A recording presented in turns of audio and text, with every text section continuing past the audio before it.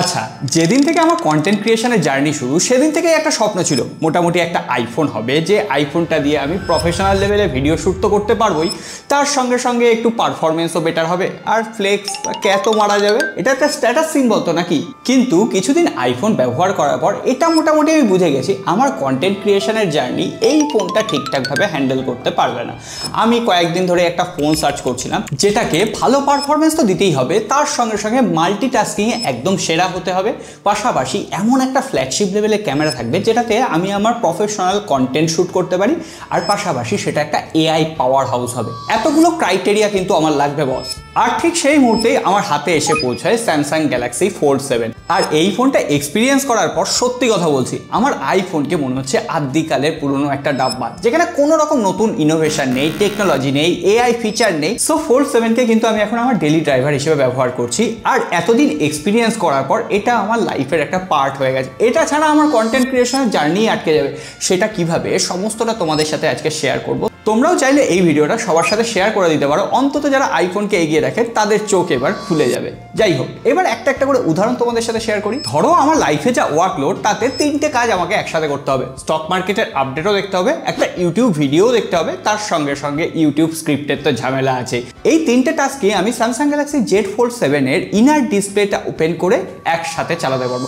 আর simultaneously যখন 3টে application আমি চালাচ্ছি, সেটা স্মুথলি রান করছে। বুঝতে পারছো এটা কতটা সময় বাঁচাতে পারে? আর শুধুমাত্র তো এটাই না, ধরো আমি কোনো কিছুর ব্যাপারে জানতে চাই, জাস্ট গুগল জেমিনাই লাইভকে এই ব্যাপারটা সম্পর্কে জানতে চাইবো, ডাইরেক্টলি গুগল জেমিনাই লাইভ একটা ক্লিকেই সমস্ত অ্যান্সার আমাকে দিয়ে দেবে, এমনকি বুঝিয়েও দেবে, তাও আমার নিজের ভাষায়। এটা শুধুমাত্র কিন্তু একটা স্মার্টফোন নয়, তোমার ডেলি এআই কম্প্যানিয়ন হিসেবেও কাজ করবে। আর তোমরা তো বললে বিশ্বাসও করবে না, সেদিন স্টুডিওতে ঢুকেই দেখি আমার প্রিয় লাকি বাম্বোটা একদম শুকিয়ে গেছে। আমি কি করি, গুগল জেমিনাই লাইভ খুলে কি প্রবলেম, এটার সলিউশন কি সেটা জানতে চাইলাম, আর ইনস্ট্যান্টলি গুগল জেমিনাই লাইভ আমাকে বলে দিল কি করলে আমার লাকি বাম্বো আবার আগের রূপ ফিরে পাবে। It looks dry, how to keep it healthy. Make sure the soil drains well and doesn't hold too much water. You should water it whenever the top of the soil feels dry. আর তাছাড়া আমার মতো ভুলো মন হলে তো কথাই নেই, আমি একটা কাজ করি তো অন্য কাজটা ভুলে যাই, আর এখানে সেটারও সলিউশন রয়েছে। ধরো আমাকে অ্যালার্ম সেট করতে হবে, সঙ্গে সঙ্গে একটা রিমাইন্ডারও সেট করতে হবে। জাস্ট আমি কমেন্ট দিয়ে দেবো গুগল জেমিনাইকে, একসাথে দুটো টাস্কই কমপ্লিট হয়ে যাবে। আর এটা শুধুমাত্র অ্যালার্ম বা রিমাইন্ডারের মধ্যেই কিন্তু সীমাবদ্ধ নেই, প্রত্যেকটা অ্যাপ্লিকেশনের মধ্যেই সীমাবদ্ধ।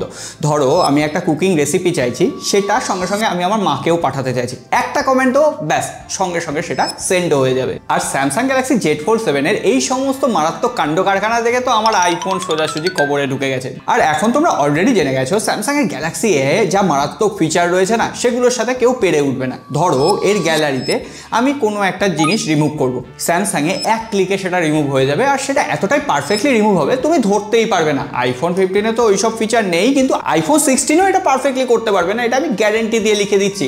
আর পাশাপাশি গ্যালারিতে generative edit, sketch to image, portrait studio, এই সমস্ত মোড তো রয়েছে। আর এই ফিচারগুলো আমার কন্টেন্ট ক্রিয়েশনে এতটা হেল্প করে তোমরা বললেও বিশ্বাস করবে না।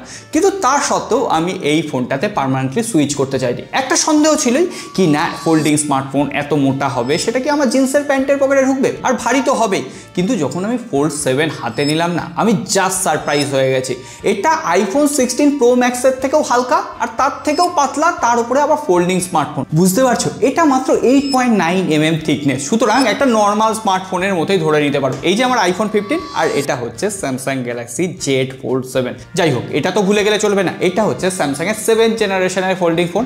অন্যদিকে আইফোন তার ফোল্ডিং ফোন শোকেসই করতে পারেনি বস, এই পর্যায়ে আসা অনেক দেরি। আর সত্যি কথা বলতে তো বাধা নেই, এই ফোনটা হাতে নিলে এর যে প্রিমিয়াম ডিজাইন, আর যে এই ফোল্ডটা খোলার সঙ্গে সঙ্গে যখন বাসে বা মেট্রোয় থাকবে, তখন যখন লোকে তাকাবে, তখন একটা রাজা রাজা ফিল আসে মনের মধ্যে, এটা অস্বীকার করবো না বস। আমি প্রথমেই বলেছিলাম আমার প্রোডাক্টিভিটি বাড়ানোর জন্য একটা ডিভাইস লাগবে, আর আমার সেই চাওয়াটা একমাত্র স্যামসাংই বুঝেছে। এই যে স্যামসাং এর ফোল্ডিং ফোনের যে ইনার ডিসপ্লেটা, 8 ইঞ্চির অ্যামোলেড ডিসপ্লে, সেটাতে যখন আমি কোনো স্ক্রিপ্ট করছি, ভিডিও এডিট করছি, এমনকি ভিডিও দেখছি, তখন সেটা সুপার কমফোর্টেবল। ট্যাবলেট হলে সেটা হাতে বড় বড় হয়ে যায়। এই দেখো আমি হাতেই কিন্তু ধরে আছি আর সেটাকে যথেষ্ট কমফোর্টেবলি ইউজ করা যাচ্ছে।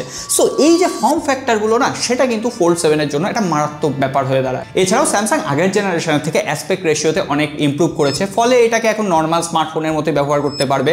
এমনকি ইউটিউবে ভিডিও দেখার সময়ও কিন্তু অতটা আনকমফোর্টেবল ফিল হচ্ছে না। আউটার ডিসপ্লেতে তো বটেই, ইনডোর ডিসপ্লেতেও তোমরা মাল্টিমিডিয়া এক্সপিরিয়েন্স একদম চরম লেভেলে নিতে পারবে। আর পাশাপাশি আরেকটা সুবিধা তো রয়েছেই, এই ফোনটা আমি জাস্ট টিল্ট করে দিলেই সেটা স্ট্যান্ড হিসেবে আমি ইউটিউব ভিডিওই এনজয় করি বা ভিডিও শ্যুটের জন্যই এনজয় করি, করতে পারবো। আর এটা যে অপটিমাইজেশন, অ্যাপ্লিকেশন ওপেনিং স্পিড, অ্যাপ্লিকেশনের যে অ্যানিমেশনগুলো রয়েছে, সেগুলো ফার্স্ট জেনারেশনের থেকে ফার বেটার হয়েছে।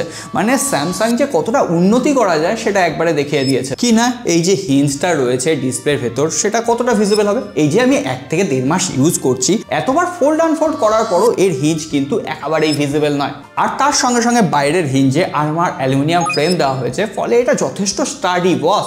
ওই হালকা ফুলকা হাত থেকে পড়ে গেল আমি ভয়ে ভয়ে থাকলাম, এই সবের কেস চক্করে কিন্তু আর স্যামসাং নেই।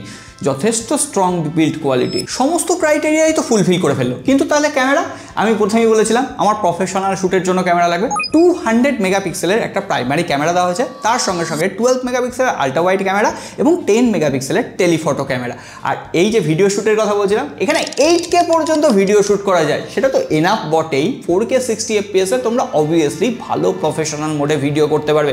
এছাড়াও এখানে তোমরা মিরর স্ক্রিন করে নিতে পারবে, অর্থাৎ ধরো ব্যাক ক্যামেরা দিয়ে তোমার ভিডিও করছো, তুমি ক্যামেরার সেন্টার পজিশনে আছো কিনা সেটা ফ্রন্ট ডিসপ্লেতে তুমি দেখতে পাবে। কন্টেন্ট ক্রিয়েটারদের কাছে এর থেকে লাইভ সেভিং কোনো ফিচার হতে পারে। এছাড়াও তোমরা বুকে মোডে ভিডিও শ্যুট করতে পারবে, আর সেটা একদম ন্যাচারাল বুকে এফেক্ট লাগছে। তার উপরে আমি ধরো ইউটিউবে ভিডিও শ্যুট করছি, অন্য ডিসপ্লেতে স্ক্রিপ্ট রয়েছে, ক্যামেরা চলছে, যাতে আমি কোনো রকম ইউটিউবে ভিডিওর পয়েন্ট মিস না করে ফেলি। সো এক এক করে আমার এক্সপিরিয়েন্স তোমাদের সাথে শেয়ার করলাম। এবার তোমরা বুঝতে পারছো কেন আমি permanently Samsung Galaxy Z fold 7 এ সুইচ করে নিয়েছি।